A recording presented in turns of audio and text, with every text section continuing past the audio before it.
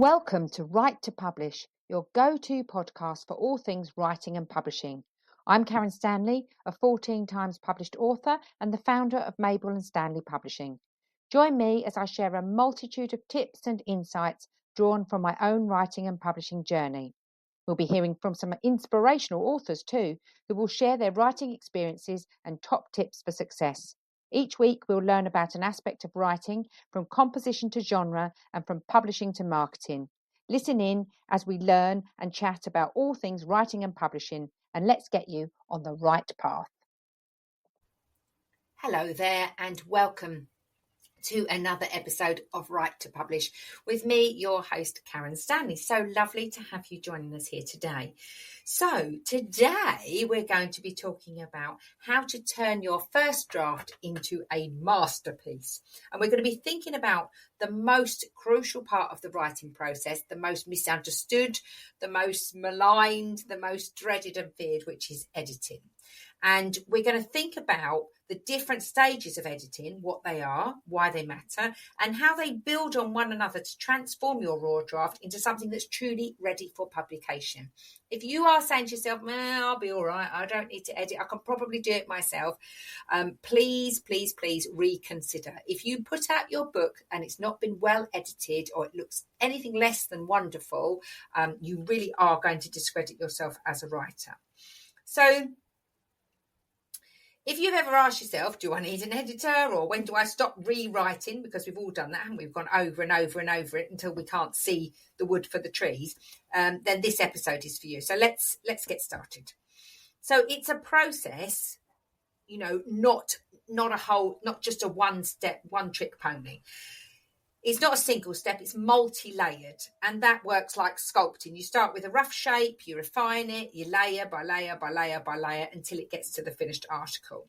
So when you finally get to type end on your first draft, that's just the beginning of your important second journey. And this journey will take you through self-editing, developmental editing, line editing, and then proofreading. So who knew it could all be so complicated?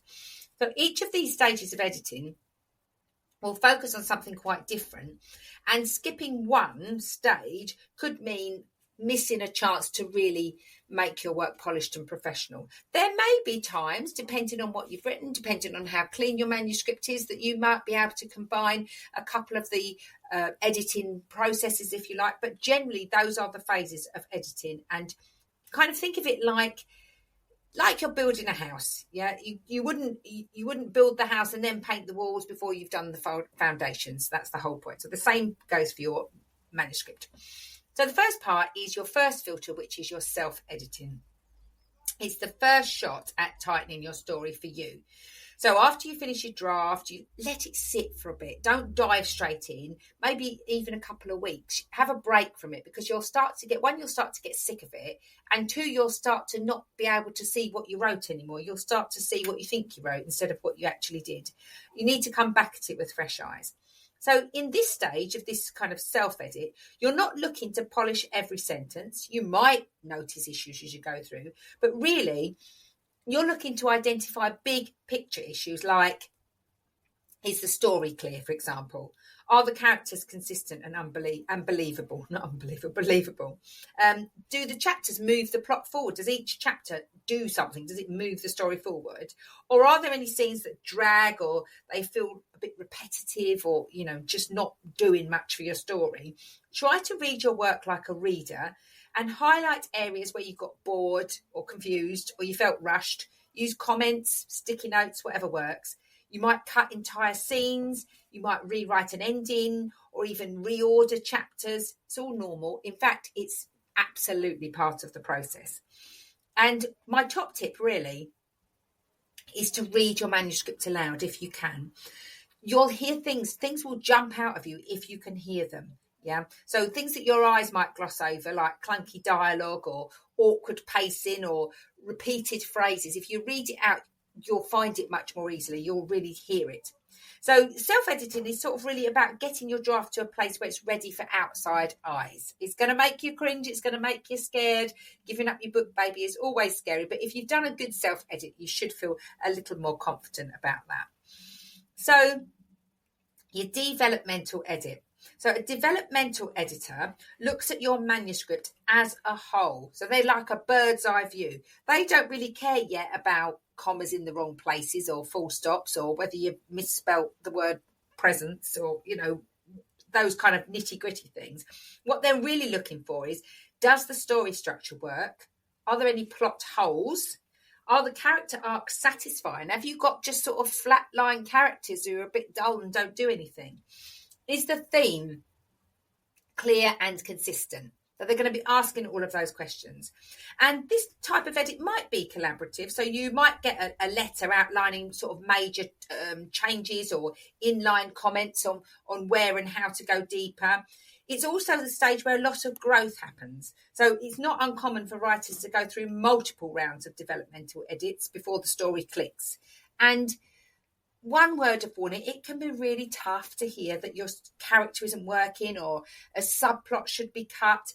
Remember, editing isn't about what's wrong with your story. It's about what's making good even better. So you're going to have to, if you're going to be a writer, you've got to get tough, broad shoulders, thick skin, all of those cliches, because you do have to be prepared to pick your book baby apart in order to make it perfect, or as the best it can be. So some writers will hire freelance developmental editors, or you could choose to work with a critique partner or a beta reader.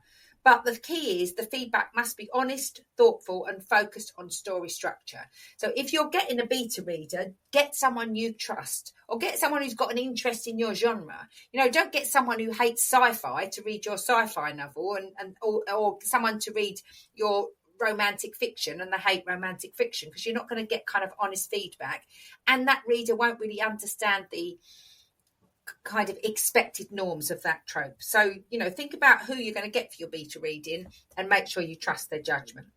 Then we go on to line editing. This is all about bringing the language up. So once your story structure's solid, now it's time to zoom in. Line editing will focus on how you're telling the story, not necessarily what the story is. So for a line edit, you'll be looking at things like sentence flow, word choice, tone and voice, pacing within the paragraphs. You'll hear me bang on about pacing all the time, repetition and clarity. So there'll be some crossover with your developmental edit, but this is more looking at the ground level, grassroots level. So a good line editor will help your prose sing, make beautiful music. Though they'll suggest where a sentence can be stronger, where a metaphor falls flat, or where a beautiful line is perhaps buried under loads of clutter. And this is where your manuscript will really start to shine. And it's also where your unique voice will get polished, not erased. Okay, your editor shouldn't try to wipe all evidence of you from your text. What they should do is take what you've got and just make it better. So try not to line edit before you've done the developmental editing. It's like icing a cake before it's baked, really. You need to know, because if you've done the line edit and your pacing and your sentence structure and your composition and your metaphors are all on point, but then your story arc is all over the place, you're going to have to go back and do it again. So developmental must come first, whether it's via a freelancer or a beta reader. And then the final polish is your proofread.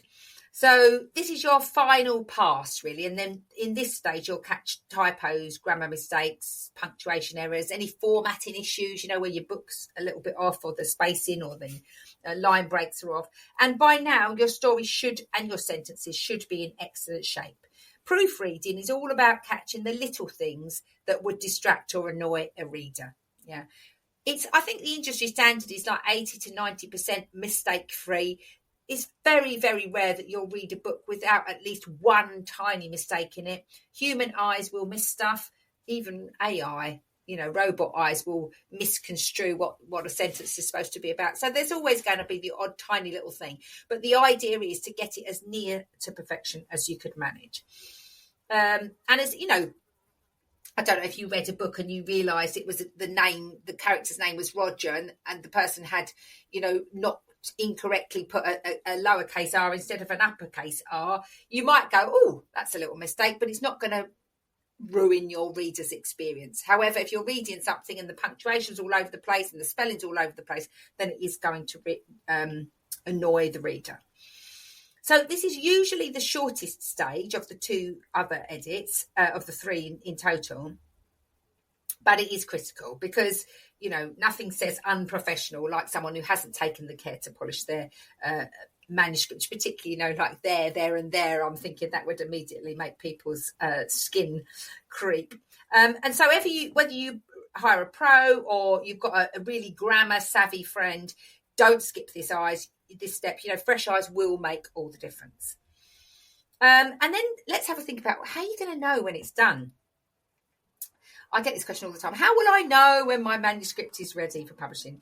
And the truth is, you're never going to feel like it's perfect. But if you've moved through each editing stage with intention, if you've taken the time to listen to feedback, you should know when it's polished enough to submit, query, or publish. If you're self-publishing or hybrid publishing, you have got opportunities to go in and make little changes if they're screaming at you and you miss them at the launch, before the launch. You can make those changes, but just perfection is poverty sometimes, or perfection kills progress. If you keep on and on and on and on and on, trying to find tiny little errors and keep rereading and keep changing it, you might never get it into the world. So you've got to get to a point where you've done the very best you can. It's had a really good edit. It's had the 3 kind of stages of editing, and you now feel like you're proud enough to share it with the world. Then it's polished enough to submit or query or publish whatever path you're choosing. So really, your job isn't to create a flawless book. You want it to be professional, but it's not going to be completely flawless. Usually, might be 1 or 2 tiny little things in there that you might amend later on, but it's to create a finished book that's going to connect with the readers. You want the readers to really enjoy what you've written. So 3 quick action steps for you if you are at the editing stage. Schedule your self-editing window after finishing your draft. Give yourself a bit of space, have a bit of a break, have a bit of a breather before you dive in. And then you are really going to need to budget for professional edits or find a reliable critique partner or partners for developmental feedback. Don't be surprised. Editing isn't cheap. Someone asked me in a writers group the other day, would you know anyone who would edit for free? No, I wouldn't know anyone who would do that, because if it's done properly, it takes hours and you don't want it rushed. So if you are going for beta readers, you do need to trust them. If you've got a friend who's perhaps an English teacher or something like that, then you know that they're a reliable source of critique and feedback for you. Respect the process. Like I said, you're going to have to get thick skin, broad shoulders, all of that. It's where the real writing happens, really. It's where the magic happens. It's where your story will come to life. And instead of being just a rough draft, it will be a finished draft. That's very important. So hopefully the episode today has helped you to clarify the editing stages. And, please do share the podcast out there or leave a review. You can listen if you're listening on Podbean. I'm also on iTunes and Amazon Music, or whichever one of those you might be listening on. But please do share with a friend and subscribe so you don't miss any episodes. And it really helps the popularity and the reach of the podcast, for which I'm always eternally grateful. And if you have any editing questions or you're a bit stuck, please do email me, Karen@mabelandstanleypublishing.com. I'm always happy to help. I love hearing from you, and I love to hear how you're getting on with your writing. So let's get you on the right path, and I'll see you all again soon. And just one parting thought. Remember that every masterpiece started as a messy first draft. So you're not alone. It happens to us all. So take care, and I'll see you all again soon.